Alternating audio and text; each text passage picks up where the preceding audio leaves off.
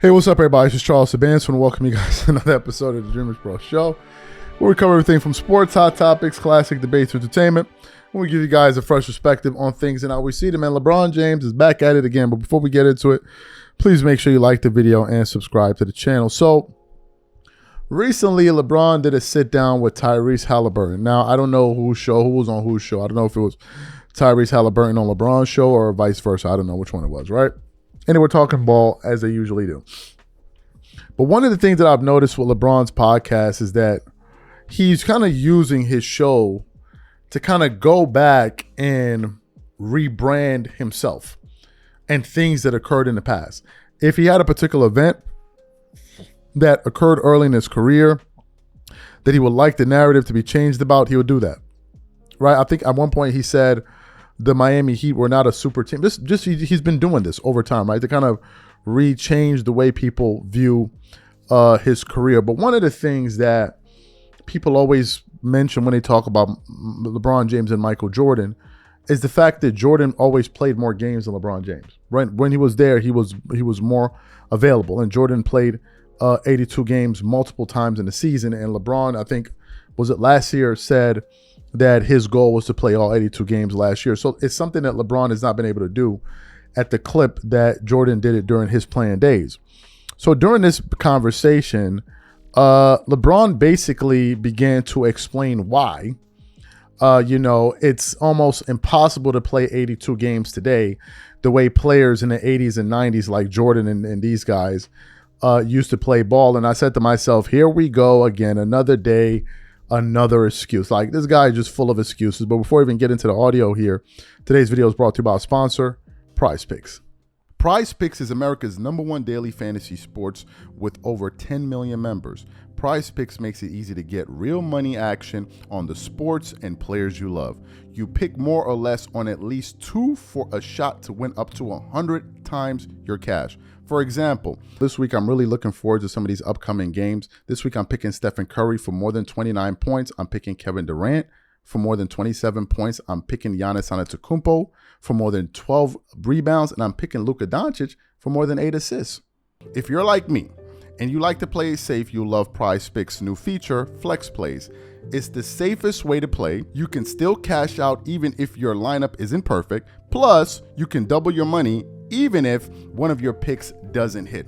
On top of this, PrizePicks puts their members first, so all withdrawals are fast, safe, and secure. When my picks hit, I can get my money as quick as in 15 minutes. So download the PrizePicks app today and use code CLNS to get $50 instantly when you play $5. That's code CLNS on PrizePicks to get $50 instantly when you play $5. You don't even need to win to receive the $50 bonus.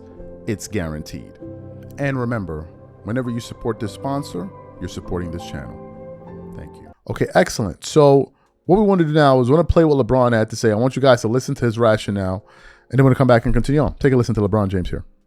You know, at some point, like you said, it'd be a conversation that'd be brought up again, and hopefully we can kind of figure it out and get to a better place about it, because the game is different. Like, I want people to understand, and our fans to understand, that playing 82 games in the 80s and 90s is not the same as playing 82 games in the 2020s. It's just not. The way we play, the level of pace, the level of the speed that we're playing at, it's a different game now. It's a totally different game. And, it's a lot of soft tissue injuries that's happened now because of it. I hope we can get a handle on that as well, because that's big in our game. I think when I first came into to the league, Reese, like, some of the biggest concerns of injuries was like, a high ankle sprain. You was afraid to step on somebody's ankle because there was 4 or 5 guys sitting in the paint.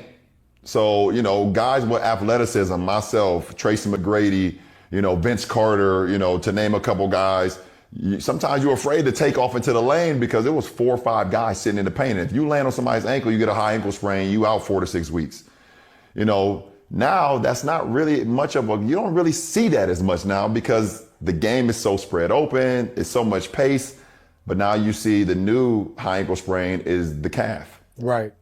So hopefully we can get a handle on that from a medical standpoint. But it's just a game. I just want the fans to understand that the game is a little different. And, as NBA players, we definitely want to be out there. Fantastic. So you heard what LeBron said, right? Now, I know all of us, when we're listening to that, we were all kind of like rolling our eyes. So I decided to go back and kind of do some research and look at how many games some of the other players that were playing in the NBA that were top players around the time LeBron was in the NBA when he came in 2003. So let's just go through some of LeBron's early career games. So his rookie season, he played 79 games, 2005, 4-5. He played 80, 79, 78, 75, 81, 75, right?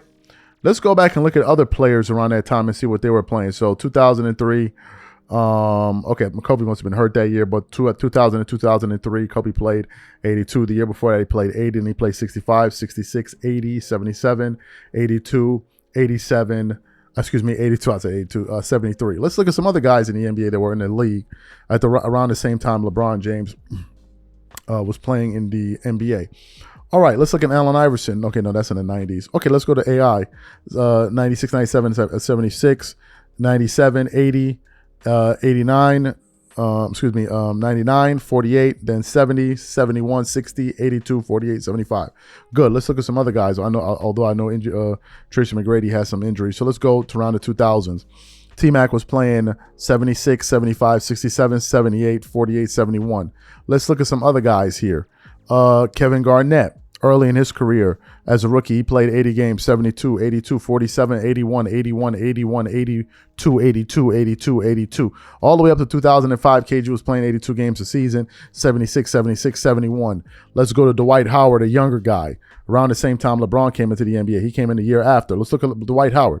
82, 82, 82, 82, 79, 82, 78, 54, 76, 71. So guys were playing games even when LeBron came into the NBA. I'm bringing up those guys because he was saying, oh, well, it was a 90s thing. And I'm saying, no, even during your time, when you came into the NBA, players were playing 70 plus games a year. No one was even thinking about it. Then he brought up the idea of pace. There were the pace was this is not even the fastest era when it comes to pace. There were other eras that were just as fast when it comes to pace. Number two, when the game slowed down, the pace wasn't the same, but the physicality was there. So the knick-knack injuries that they constantly hitting your body night in and night out over time could lead to damaging injuries.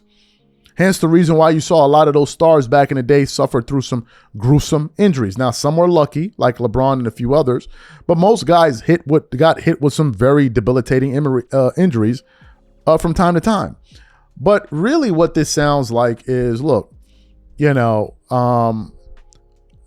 I couldn't do what Jordan did, and here's why. This is the reason why I couldn't do it. The facts are this. Even Michael Jordan, at the age of 39 and 40, was playing 80-plus games a year. Regardless of the pace, look at the age. And the game was very physical when Jordan played. Very, very physical. Players today don't take the beating that those guys take. And a lot of people believe that one of the reasons these guys are getting injured so much has to do with the training that they do. And you need to look no further than listen to some of the stuff that Tim Grover has been saying about the training methodology that these athletes are deploying today versus what they were using back then, right? So some of this can be chalked up to training styles. But it almost makes it seem as if you're suggesting, well, if you put those players in today's game, they couldn't play more games. And I think that's a lie, because a lot of it has to do with the mentality. Load management was something that teams and even the commissioner at one point was promoting. They were promoting it. And one of the reasons why players like to load manage is because they found a way to elongate their careers. If they can play 60 games per season and remove 20 off, you can add seasons to your career where you could play more because you could remain fresher for a longer period of time, which means you could earn more, right? I just wish you would give a full breakdown of exactly what's going on. But a lot of it just seems like, hey, man, just another excuse. It's like whatever Jordan didn't do, he looks for a way, and then so whatever Jordan did that he couldn't do, he tries to find a way to explain it away. I mean, championships? I mean, the whole championships culture is weird. If you had more championships than Jordan, you wouldn't be saying that. But since you don't, now championship culture is weird. Like, this is what they do, man. These are my thoughts. Whatever you guys think, leave your thoughts in the comments, and we catch you on the next show. Peace.